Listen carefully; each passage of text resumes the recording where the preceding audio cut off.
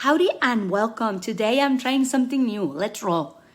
Imagine you're working at a small up-and-coming marketing agency, Spark Sports, and you're put in charge of the newest client, a hydration drink brand called Vital Spark.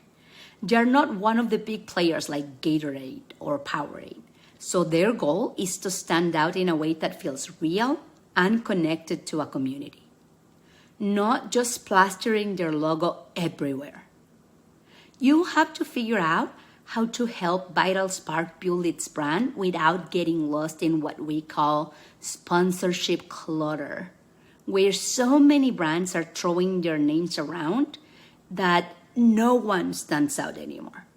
It is your job to find a unique way for Vital Spark to really connect with fans who care about their health, the environment, and real community engagement. But here is the kicker. They have a pretty tight budget. After some brainstorming, you think about targeting women's sports, specifically women's cycling. Cycling is a growing sport with loyal fans, and it's not as crowded with sponsors as bigger sports like basketball or football. Plus, Vital Spark is interested in supporting an eco-conscious message, and cyclists, especially women's cycling fans, often value sustainability and personal well-being. This is what we call a niche sponsorship.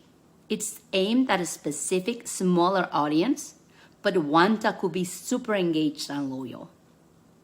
To make sure this sponsorship isn't just a logo on a jersey, you decide to really activate it, meaning you will use marketing efforts to create experiences around it.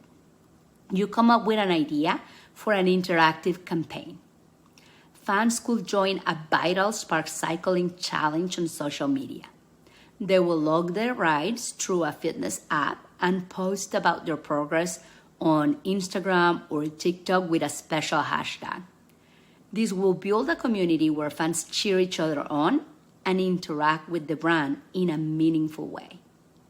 It also integrates digital marketing, which is perfect because Vital Spark's audience is active on social media, and it helps because it keeps the budget in check. But there is more to it. To avoid what's known as sponsorship market saturation or just blending in with a bunch of other brands, you decide to use what we call psychographic segmentation. Psychographics are about understanding people's lifestyles and values. In this case, your target audience cares about health and the environment, so the campaign highlights how Vital Spark sources ingredients sustainably and supports local communities. You're aiming for real customers' engagement, which is when people don't just see the brand, they feel a connection to it. Still, you face a budgeting decision. Instead of going with a flat rate or just estimating an amount like a lot of smaller brands do, you go with the objective and task method. This method involves setting clear goals for what you want to achieve, like specific engagement rates and brand recognition levels, and then calculating the budget based on what it will take to meet those goals. You decide on a set budget for creating content, managing the campaign, and adding in small but memorable value-added promotions like eco-friendly water bottles with Vital Spark branding for participants who complete the challenge. There is a tricky part though. Vital Spark's competitors might try ambush marketing, where they try to sneakily associate with the event without officially sponsoring it.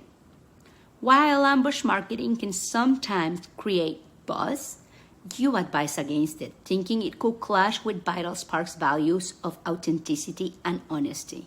Instead, you suggest that Vital Sparks focus on sponsoring smaller local cycling races where your budget goes further and the brand can make a real impact. This choice not only keeps Vital Spark true to its values, but it also builds trust with its audience.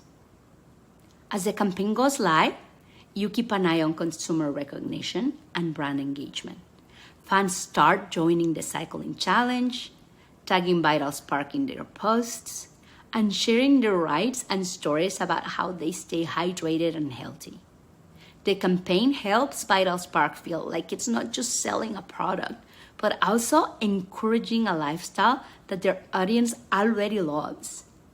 By measuring results like engagement rates, user-generated content, and feedback from the cycling community, you showed that sponsorship wasn't just a cost, but an investment with real return on investment, ROI. When you sit down with the team to review the results, you find the campaign outperformed expectations. Consumer engagement was high, brand recognition went up, and the cost per person reach was low compared to traditional ads. What's more, the Vital Sparks brand feels real and approachable, not just like another big corporation. By focusing on a niche, using a targeted digital strategy, and sticking to an authentic, value-driven approach, you helped a small brand gain visibility in a meaningful way, even in a crowded sports sponsorship world. In the end, you learned that sports sponsorship is more than just plastering logos. It's about choosing the right audience, creating genuine engagement, and connecting with people in ways that feel authentic. You found that making a brand part of the fan experience can make a real difference. How did you like this storytelling teaching method? I cannot wait to find out.